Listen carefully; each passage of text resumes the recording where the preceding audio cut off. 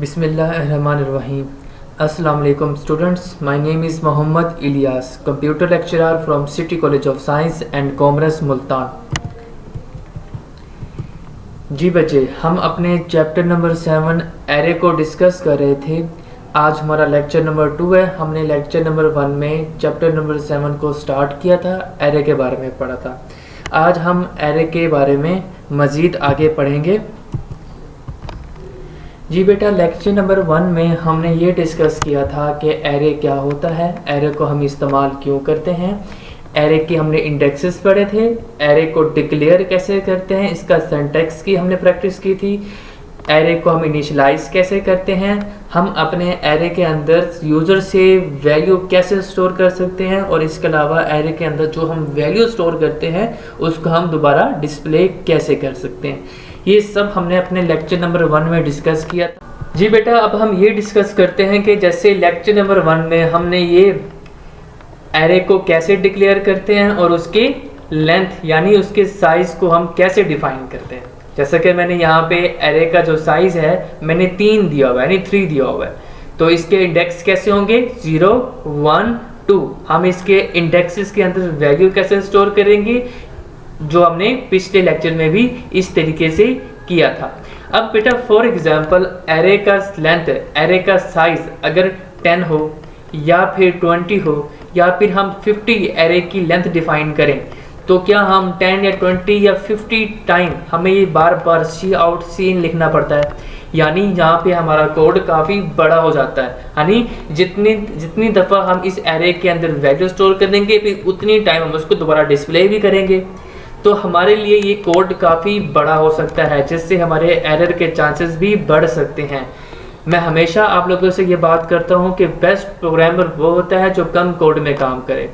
जी बेटा, अब हम इस इशू से बचने के लिए इस्तेमाल करेंगे लूप, क्योंकि लूप एक ऐसी टेक्निक है जिसमें हम अपनी स्टेटमेंट को बार बार रिपीट कर सकते हैं। इसी तरीके से हम लूप को इस्तेमाल करते हुए स्टेटमेंट को बार बार रिपीट करके हम अपने इंडेक्सेस के अंदर वैल्यू को एक ही स्टेटमेंट के साथ स्टोर कर सकते हैं, जहाँ पे हमें बार बार सी आउट सी इन करने की ज़रूरत नहीं पड़ेगी।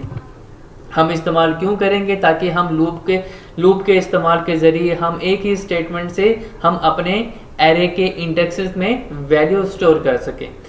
अब हमने लूप जो पहले हमने पढ़ा है, लूप क्या होता है, लूप की हमने डिटेल में हमने प्रैक्टिस भी की है, लूप की हमने टाइप्स भी पढ़ी हैं। अब सवाल यहाँ पे ये पैदा होता है कि हम इसमें लूप कौन से इस्तेमाल करेंगे। हमने 3 टाइप की लूप्स पढ़ी थी, हमने while loop, do while loop, for loop पढ़ी थी। तीनों का काम सेम है, सिर्फ सिंटैक्स का फर्क है।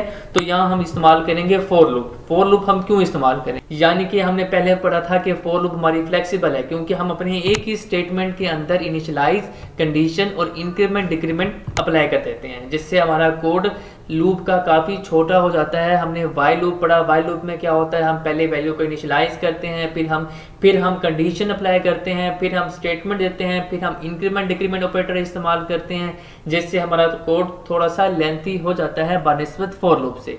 तो मैंने पहले ही बात की थी कि बेस्ट प्रोग्रामर वो होता है जो कम कोड में काम करे। सो इसलिए हम अपने एरे के अंदर फॉर लूप इस्तेमाल करेंगे, जो कि काफ़ी फ्लेक्सिबल है, जिसको इस्तेमाल करना काफ़ी आसान है। इसलिए हम अपने एरे के अंदर फॉर लूप इस्तेमाल करेंगे। अब बेटा हम प्रैक्टिस करते हैं अपने डेव कंपाइलर के अंदर कि कैसे हम अपने एरे को लूप के ज़रिए कम कोड में इस्तेमाल कर सकते हैं। अब बेटा हमारे सामने डेव कंपाइलर ओपन है। सबसे पहले हम Ctrl+N प्रेस करेंगे न्यू फाइल के लिए। अब हम यहाँ पे सबसे पहले अपने प्रोग्राम का बेसिक स्ट्रक्चर यानी हेडर फाइल्स यहाँ पे टाइप करेंगे।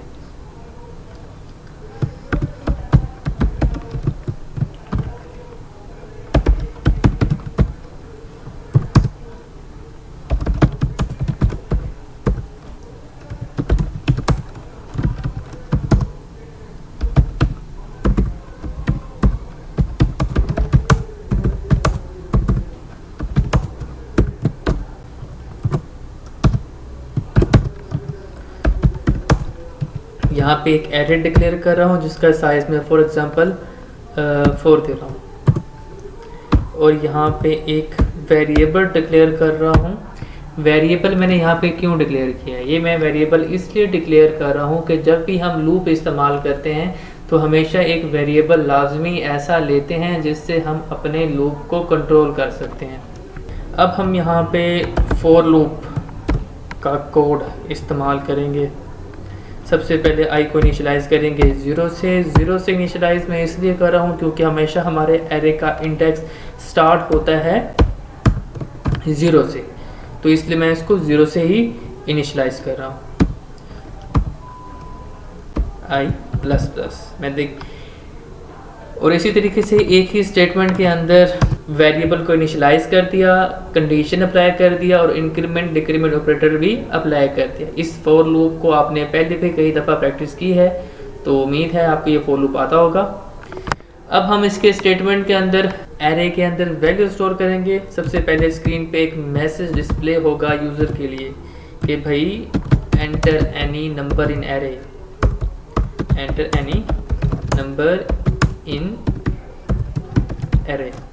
ओके, तो उसके बाद बेटा सी इन करेंगे। सी इन का काम क्या होता है ये आपको पता है कि यूज़र से वैल्यू लेके आपकी उस जगह पे स्टोर करना जहाँ पे आप स्टोर करवाना चाहते हैं। मैं यहाँ पे स्टोर करवाना चाह रहा हूँ एरे के आई इंडेक्स में। हाँ जी, अब हम यहाँ पे सबसे पहले से कंपाइल करेंगे F9। हम पहले इसे सेव करेंगे नाम से, फॉर एग्जांपल रे। ओके, कंपाइल किया, नो एरर नो वार्निंग, हमारा यहाँ पे कोई एरर मौजूद नहीं है। अब हम इसे रन करेंगे F10 प्रेस करके। आप स्क्रीन पे देख सकते हैं कि जो हमने यहाँ पे मैसेज डिस्प्ले कराया था, सी आउट कराया था कि एंटर एनी नंबर, तो यहाँ स्पेलिंग मिस्टेक है, कोई इशू नहीं है।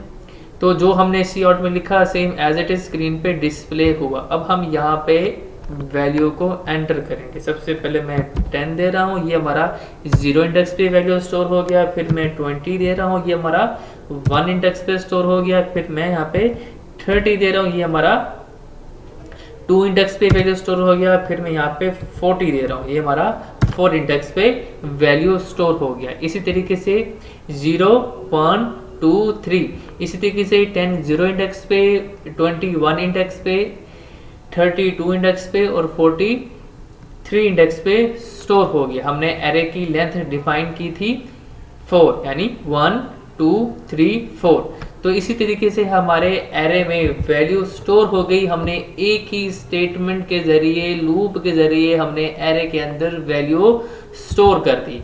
अब यहाँ पे आपने बेटा इसके सिंटैक्स को ज़रा अच्छे से समझना है।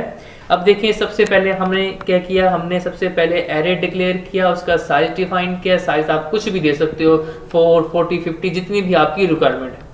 तो यहाँ पे एक वेरिएबल डिक्लेयर किया जो क्या कर रहा है, जिसका काम ये है कि वो लूप को कंट्रोल कर रहा है। मैंने फॉर लूप के अंदर, फॉर लूप की स्टेटमेंट में क्या किया, सबसे पहले मैंने वेरिएबल को इनिशियलाइज किया i is equal to 0, i less than 4 i++। सबसे पहले इनिशियलाइज किया, फिर कंडीशन अप्लाई किया और फिर इंक्रीमेंट किया। तो जैसे ही सबसे पहले वो कंडीशन चेक करेगा i लेस देन 4, i में क्या मौजूद है, i में 0 है। कंडीशन ट्रू है तो क्या करेगा, स्टेटमेंट को एग्जीक्यूट करेगा। स्टेटमेंट में क्या लिखा है मैंने, enter any number, enter any number in array. Screen पे मैसेज डिस्प्ले होगा, आप यूजर जो है वो वैल्यू इनपुट करेगा, सी इन वो वैल्यू को लेके एरे के आई इंडेक्स में स्टोर कर देगा। आई में क्या है, आई में 0 है, 0 इंडेक्स पे पहली वैल्यू को स्टोर कर देगा। यहाँ पे दोबारा इंक्रीमेंट होगा, 0 था यानी 0 + 1 यानी 1 हो गया। दोबारा कंडीशन को चेक करेगा, आई में क्या है, आई में 1 है, क्या 1 छोटा है 4 से, कंडीशन ट्रू है। दोबारा स्टेटमेंट को एग्जीक्यूट करेगा, दोबारा मैसेज आएगा enter any number in array. आप दोबारा वैल्यू इनपुट करोगे, सीन वो वैल्यू को लेके आपके एरे के आई में स्टोर कर देगा। अब आई में क्या मौजूद था, आई में 1 मौजूद था। तो इसी तरीके से फिर एरे ने फिर इनपुट करके उसके 1 इंडेक्स पे वैल्यू स्टोर हो गई। फिर इंक्रीमेंट हुआ, यहाँ पे 1 था आई में, इंक्रीमेंट होके 2 हो गया, कंडीशन चेक करेगा, आई छोटा है 4 से, आई में क्या मौजूद है, 2 मौजूद है। कंडीशन ट्रू है, स्टेटमेंट एग्जीक्यूट करेगा, फिर स्क्रीन पे मैसेज डिस्प्ले होगा, enter any number in array. तो जैसे यूजर फिर कोई वैल्यू इनपुट करेगा, सी इन वो वैल्यू लेके एरे के आई इंडेक्स पे स्टोर कर देगा। आई में क्या मौजूद था, आई में 2 मौजूद था, यानी उसके 2 इंडेक्स पे वैल्यू स्टोर कर देगा। इसी तरीके से 1 बाय 1 इंक्रीमेंट होता जाएगा, उसके हर इंडेक्स पे वो वैल्यू स्टोर करता जाएगा। उम्मीद है आपको ये स्टेटमेंट समझ आई होगी। अगर समझ में नहीं आती बेटा, आप बार बार मुझसे पूछ सकते हैं। मैं इसको दोबारा कंपाइल कर रहा हूँ, दोबारा इसको मैं रन कर रहा हूँ। आप यहाँ पे देख सकते हैं कि यहाँ पे स्क्रीन पे मैसेज आ रहा है कि enter any number in array. सबसे पहले मैंने कुछ भी वैल्यू इनपुट की, ये उसके 0 इंडेक्स पे स्टोर हुआ। फिर मैंने नेक्स्ट वैल्यू इनपुट की, ये उसके 1 इंडेक्स पे स्टोर हो गया। फिर मैंने इसके अंदर तीसरी वैल्यू इनपुट की, इसके नेक्स्ट इंडेक्स पे स्टोर हुआ। फिर मैंने इसके अंदर और वैल्यू इनपुट की, ये इसके 3 इंडेक्स पे वैल्यू स्टोर हो चुकी है। इसी तरीके से 0 1 2 3 जो हमने 4 की लेंथ दी थी, 4 के उसके 4 ही इंडेक्सेस में वैल्यू स्टोर हो चुकी हैं। अब यहाँ पे बेटा आप देख सकते हैं कि जो हमने लेक्चर नंबर 1 में जो कोड किया था वो काफ़ी लेंथी था एरे के अंदर वैल्यू को स्टोर करने के लिए। अब हमने इसी लूप की मदद से अपनी एक ही स्टेटमेंट के ज़रिए हमने अपने काम को कितना आसान कर लिया। अब यहाँ पे एक चीज़ और करते हैं। अब हमने यहाँ पे वैल्यू को एरे के अंदर स्टोर कर लिया। अब हम चाहते हैं कि एरे के अंदर जो वैल्यू है अब हमने उसको डिस्प्ले करना है।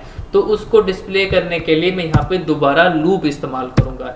यहाँ पे बेटा आपने बात को ज़रा अच्छे से समझना है।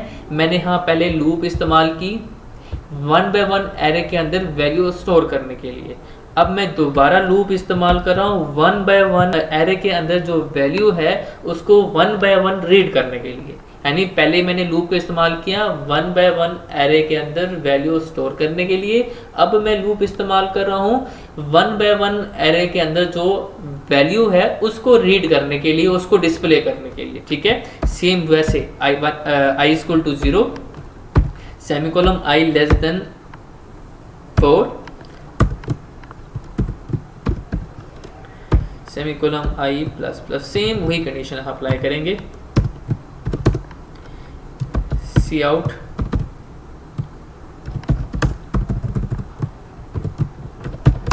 The value in array is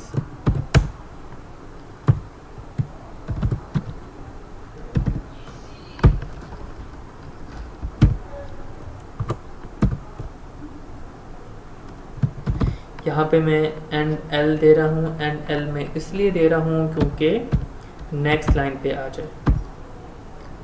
ठीक है, अब हमने यहाँ क्या किया, मैं इस बात को दोबारा रिपीट कर रहा हूँ बच्चे कि पहले हमने फॉर लूप को इस्तेमाल किया था 1 बाय 1 एरे के अंदर वैल्यू स्टोर करने के लिए। अब मैं लूप को इस्तेमाल कर रहा हूँ 1 बाय 1 एरे के अंदर जो वैल्यू मौजूद है उसको डिस्प्ले करने के लिए। ठीक है, अब मैं सबसे पहले कंपाइल करूँगा, देखूँगा यहाँ पे कोई एरर तो नहीं। हाँ जी, यहाँ पे कोई एरर मौजूद नहीं है। अब मैं इसको रन करूँगा।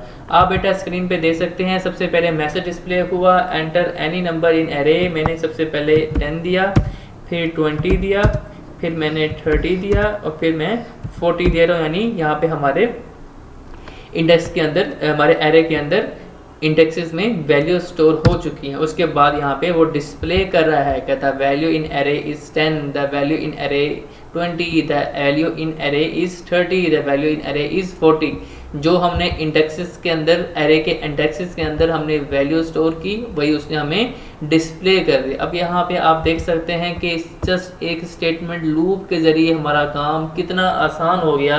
अब हम यहाँ पे अपने एरे के लेंथ को चाहे 50 करें चाहे 100 करें, अब यहाँ पे क्या है, अब हम इसको इजीली लूप के ज़रिए वैल्यू को इसके अंदर एक ही स्टेटमेंट के ज़रिए एरे के अंदर वैल्यू स्टोर भी कर सकते हैं। उसको हम एक ही स्टेटमेंट के ज़रिए वैल्यू को हम दोबारा डिस्प्ले भी कर सकते हैं। उम्मीद है आपको ये पूरा का पूरा सिनेरियो समझ में आया होगा। अच्छा, अब हम यहाँ पे एक चीज़ और कर सकते हैं। फॉर एग्जांपल मैं यहाँ पे वेरिएबल ले रहा हूँ सम, इनिशियलाइज कर रहा हूँ 0 से। अब मैं चाहता हूँ कि एरे के अंदर जो मैं वैल्यू स्टोर कर रहा हूँ उसको सम करके डिस्प्ले कर दूँ। वो कैसे होगा, मैं इसके अंदर क्या कर रहा हूँ कि sum is equal to sum plus array i. ठीक है, अब मैं इस लूप के बाहर एक मैसेज डिस्प्ले कर रहा हूं कि the sum of array is sum. अब सबसे पहले कंपाइल करेंगे, उसके बाद हम इसको अब रन करेंगे। कोई एरर नहीं है। रन करने के बाद दोबारा हम इसके अंदर वैल्यू स्टोर करेंगे। फॉर एग्जांपल 1 2 3 4, यानी हमारे ये इंडेक्सेस के अंदर वैल्यू स्टोर हो चुकी है एरे में। अब देखेंगे 1 2 3 हमने दोबारा डिस्प्ले भी कर दिया। 1 2 3 4, यानी 1 + 2 3, 3 + 3 6, 6 + 4 10। The sum of array is 10। उम्मीद है बेटा आपको ये आज का लेक्चर समझ में आ गया होगा। आपने इस लेक्चर को बार बार देखना है, अच्छे से समझना है। मैंने पहले भी आपको लेक्चर नंबर 1 में बताया था कि आपका चैप्टर बहुत इंपॉर्टेंट है आपके फाइनल पेपर के लिए। तो इसकी बेटा आपने बार बार प्रैक्टिस करनी है। सबसे पहले आपने इस लेक्चर को अच्छे से समझना है, अच्छे से सुनना है, फिर आपने इसकी पेपर पे प्रैक्टिस करनी है। उसके बाद फिर आपने डेव कंपाइलर पे या फिर टर्बो C++ पे आप इसकी प्रैक्टिस करेंगे। जहाँ पे बेटा कोई इशू है, कोई मसला है, तो बेटा आप मुझसे एनी टाइम डिस्कस कर सकते हैं, लेकिन आपने इसको अच्छे से प्रैक्टिस करनी है। जी बेटा, अब आपके लिए एक असाइनमेंट है। Write a program that stores 15 integers in array from user and display the maximum integer on screen from in array। आपने बेटा सबसे पहले स्टेटमेंट को अच्छे से समझना है कि आपने करना क्या है, जिसमें आपने एरे के अंदर 15 इंटीजर्स स्टोर करने हैं और उसके बाद उस 15 इंटीजर्स में से आपने जो सबसे मैक्सिमम वैल्यू है वो डिस्प्ले करनी है। आपने 15 इंटीजर एरे के अंदर स्टोर करने हैं और उन 15 इंटीजर में जो सबसे मैक्सिमम वैल्यू होगी वो आपने डिस्प्ले करना है। ये बेटा बहुत ही आसान प्रोग्राम है। ये आपने इफ एल्स के ज़रिए आपने पहले किया हुआ है। थोड़ा सा आपने अपना माइंड यूज़ करते हुए आप इसको अच्छे तरीके से कर सकते हैं। और भी डिफरेंट टेक्निक्स है करने के लिए, तो बेटा आप इसे कर सकते हैं। और इसके बाद बेटा आपने मुझे ये असाइनमेंट बना के मुझे दिखानी है। जहाँ पे कोई मिस्टेक होगी, जहाँ पे कोई इश्यू होगा, जहाँ पे आपको समझ में नहीं आ रहा होगा, मैं वहाँ पे आपको गाइड करूँगा। उम्मीद है बेटा आज का लेक्चर आपको समझ में आया होगा। तो लेक्चर नंबर 1 और लेक्चर नंबर 2 को देखते हुए आपने एरे की अच्छे से प्रैक्टिस करनी है, बार बार प्रैक्टिस करनी है। All the best, best of luck, Allah हाफिज़।